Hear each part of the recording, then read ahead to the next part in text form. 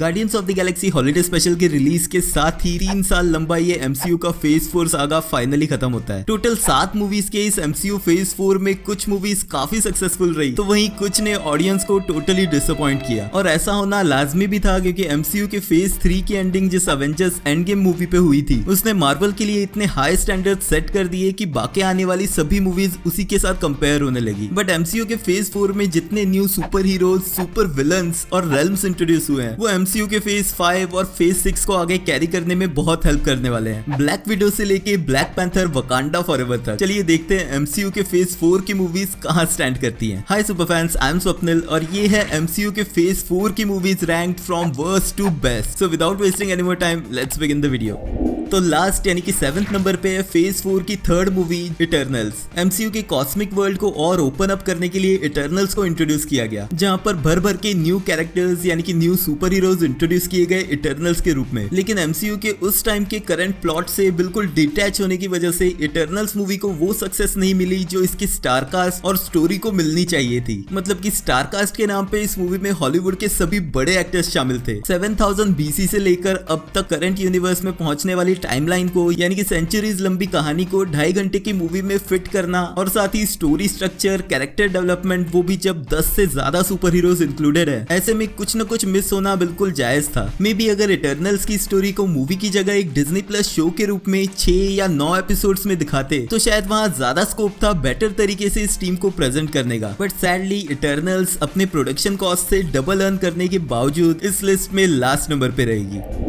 Second last number पे आती है फेज 4 की second last movie Thor love and thunder. Thor Marvel के ओजी एवेंजर्स का वो इकलौता कैरेक्टर है जिसे उसकी सोलो 4th मूवी मिली, और इवन दो फर्स्ट दोनों थॉर मूवीज इतनी पॉपुलर नहीं रही थी, लेकिन थॉर रैग्नारोक के साथ डायरेक्टर टाइका वाइटिटी ने थॉर के कैरेक्टर को टोटली ट्रांसफॉर्म ही कर दिया। और जहां थॉर रैग्नारोक की वजह से एमसीयू के फेज 3 में ऑलमोस्ट जान फूंक दी गई थी, वहीं पर थॉर लव एंड थंडर में उन्हीं एलिमेंट्स को ओवर लिमिट यूज करने की वजह से ये मूवी एक्सपेक्टेशंस पे खरी नहीं उतर पाई। यानी कि जिस तरह के फनी जोक्स और कॉमेडिक सीन्स हमने थॉर रैग्नारोक में पसंद किए थे, उन्हीं सीन्स को 10 गुना बढ़ा के थॉर लव एंड थंडर में दिखाया गया, जो एक तरह से अनोइंग हो गया था। मूवी में इकलौता स्टैंड आउट था तो वो गॉर द गॉड बचर के रूप में क्रिश्चियन बेल का विलन कैरेक्टर ही था, लेकिन फिर उसे भी एक सिंपैथेटिक विलन दिखाकर उसकी स्ट्रेंथ को कॉमिक्स के मुकाबले काफी ज्यादा कम दिखाया गया। अवेंजर्स एंड गेम में थॉर जब गार्डियंस के साथ निकल गया था तो एक्सपेक्टेशंस थी इस मूवी में गार्डियंस का भी कुछ मेजर रोल होने का, लेकिन मूवी में गार्डियंस की टीम का भी प्रॉपर यूज नहीं लिया गया, और मूवी की स्टोरी लाइन में मल्टीपल प्लॉट होल्स होने की वजह से ये मूवी लिस्ट में 6th नंबर पे है।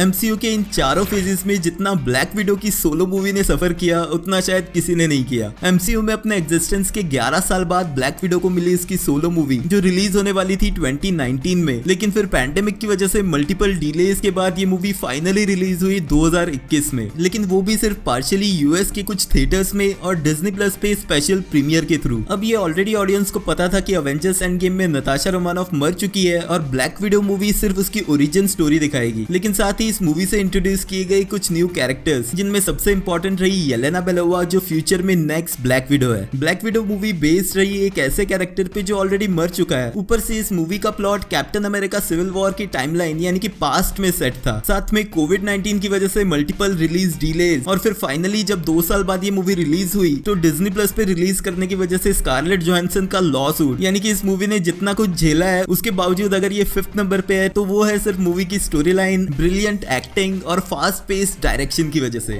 अब इस लिस्ट में 4th और 3rd नंबर के लिए 2 मूवीज के बीच में काफी कंफ्यूज था, जिस रीजन की वजह से मैंने कम्युनिटी पोस्ट पे एक पोल भी डाला था, लेकिन फिर वहां भी 19-20 की टक्कर में doctor strange in the multiverse of madness से पीछे रह गई ब्लैक पैंथर वकांडा फॉरएवर, जिसे मिला है 4th नंबर इस लिस्ट में। फेज 4 की last movie black panther Wakanda forever tribute रही एक्टर चैडविक बोसमैन को, और इसी रीजन की वजह से ब्लैक पैंथर के सेकंड पार्ट की स्टोरी को काफी चेंज करना पड़ा, और एज प्रॉमिस्ड मार्वल ने टचाला के कैरेक्टर को रिकास्ट नहीं किया बल्कि एमसीयू वर्ल्ड में भी टचाला की डेथ दिखाकर न्यू ब्लैक पैंथर बना दिया शूरी को। और वो लोग जो कमेंट्स में आके मुझे स्पॉइलर अलर्ट ना देने के लिए कोसेंगे उनके लिए पहले ही बता दूं ये कोई स्पॉइलर नहीं है। मूवी के मल्टीपल ट्रेलर्स में शूरी ऑलरेडी ब्लैक पैंथर के रूप में दिखाई जा चुकी है, और वैसे भी अगर मूवी रिलीज के 1 महीने बाद भी आपने अभी तक मूवी नहीं देखी है तो स्पॉइलर्स के लिए तो रेडी रहना ही पड़ेगा। लेकिन बैक टू वकांडा फॉरएवर, जिस मूवी में न्यू वर्ल्ड इंट्रोड्यूस किया गया जहां पर एक म्यूटेंट कैरेक्टर भी दिखा, लेकिन उसके साथ ही मूवी के एक्शन सीन, स्टोरी लाइन और प्रमोशंस इस मूवी को काफी कॉम्पिटिटिव बनाते हैं टॉप 3 में रहने के लिए।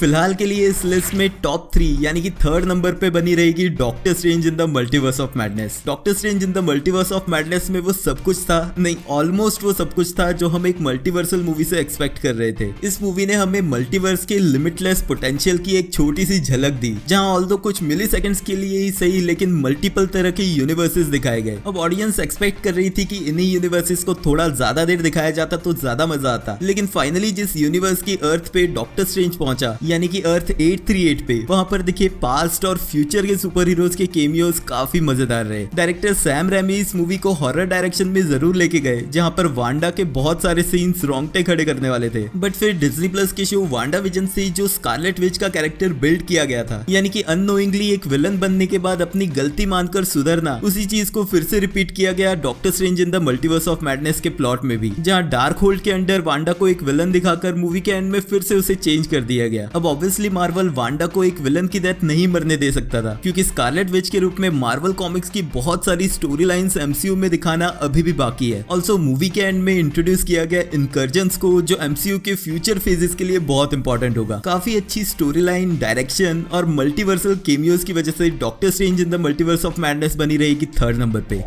दूसरे नंबर पे है एमसीयू के फेज 4 की second movie Shang-Chi and the legend of 10 rings. MCU world में first Asian super hero master of kung fu introduce हुआ शैंग-ची के रूप में, और ऑल्दो अवेंजर्स एंड गेम के बाद ये फर्स्ट सोलो सुपर हीरो था जो इंट्रोड्यूस हो रहा था एमसीयू के फेज 4 में, लेकिन फिर भी इस न्यू कैरेक्टर को एक्टर सिमु लियू की एक्टिंग, मूवी के रियलिस्टिक कंग फू स्टाइल एक्शन सीन्स और सिंपल कॉमेडी की वजह से काफी पसंद किया गया। एमसीयू के पास्ट की सभी movies almost heavily CGI based थी, वहीं इस मूवी में मार्शल आर्ट्स कोरियोग्राफी यानी कि hand to hand combat scenes दिखाए गए जो काफी रियलिस्टिक थे और इसी वजह से उन्हें पसंद भी किया गया। और फिर ट्रेवर स्लेटरी और केटी के फनी सीन्स ने मूवी को काफी अच्छा कॉमेडिक एंगल भी दिया। और मुझे जो सबसे ज्यादा पसंद आया वो था मूवी का बैकग्राउंड स्कोर और प्रमोशन के लिए यूज किए गए म्यूजिक ट्रैक्स। और 10 रिंग्स के साथ ये लेजेंडरी वेपन एमसीयू की इस लिस्ट में शामिल हो गया है, जिसका ओरिजिन अभी भी एक सस्पेंस ही है और वही चीज शैंग-ची की स्टोरी को एमसीयू में आगे कंटिन्यू भी करेगा। अब फाइनली टॉप पे यानी कि नंबर 1 पे है वो मूवी जिसने एमसीयू के फेज 4 ही नहीं पिछले फेजेस के भी बहुत सारे रिकॉर्ड्स तोड़े, और अब तक आपको पता लग ही गया होगा वो कौन सी मूवी है, फिर भी मैं बोल ही देता हूँ, स्पाइडरमैन नो वे होम। 2021 दिसंबर में रिलीज हुई ये मूवी एमसीयू की स्पाइडरमैन ट्रिलॉजी की 3rd मूवी थी, और जनरल एक्सपीरियंस से किसी भी ट्रिलॉजी की 3rd movie generally standards maintain नहीं कर पाती है, but Spiderman No Way Home ने ना ही सिर्फ एमसीयू के अपने पिछली मूवीज के स्टैंडर्ड को मेंटेन किया बल्कि उसे 4 स्टेप ऊपर लेके गए। मूवी में टॉम हॉलैंड के स्पाइडरमैन के साथ साथ पिछली स्पाइडरमैन सीरीज से टोबी मैगवायर और अमेजिंग स्पाइडरमैन सीरीज से एंड्रू गारफील्ड के पीटर पार्कर्स भी देखने मिले। थिएटर में इन तीनों स्पाइडरमैन्स को एक साथ देखना एक अलग ही एक्सपीरियंस था। साथ ही यहाँ पर हमें फर्स्ट एक्सपीरियंस मिला कि मल्टीवर्स ओपन हो जाने से जहाँ सुपर हीरोज आ सकते हैं वहीं बहुत सारे सुपर विलन्स भी आ सकते हैं, और जहाँ मूवी की एंडिंग काफी सेटिस्फाइंग थी वहीं पर ये जानना कि एमसीयू में अब पीटर पार्कर को ही कोई नहीं जानता काफी डिफाइनिंग मोमेंट था। यानी कि जहाँ पर एक तरफ टॉम हॉलैंड के पीटर पार्कर को यही एंड किया जा सकता है, वहीं ये पोटेंशियली ओपन कर देता है कई न्यू स्पाइडरमैन्स की एमसीयू में एंट्री के चांसेस। ऑल्दो डरना नहीं, क्योंकि टॉम हॉलैंड का सोनी के साथ स्पाइडरमैन को लेके 3 मूवीज का कॉन्ट्रैक्ट ऑलरेडी हो चुका है, तो फ्यूचर में हम टॉम हॉलैंड के स्पाइडरमैन को जरूर देखेंगे। तो एमसीयू के फेज 4 को अलविदा कह के एमसीयू के फेज 5 की तरफ हम बढ़ेंगे न्यू ईयर में Ant Man and the Wasp Quantumania के साथ, जिसका ट्रेलर ब्रेकडाउन देखने के लिए ये वाला वीडियो चेकआउट कर लेना। हाँ, एमसीयू के फेज 4 के डिज्नी प्लस शोज की रैंकिंग मैं नेक्स्ट वीडियो में करूंगा, तो उसके लिए चैनल को सब्सक्राइब जरूर कर लेना। मिलते हैं नेक्स्ट वीडियो में।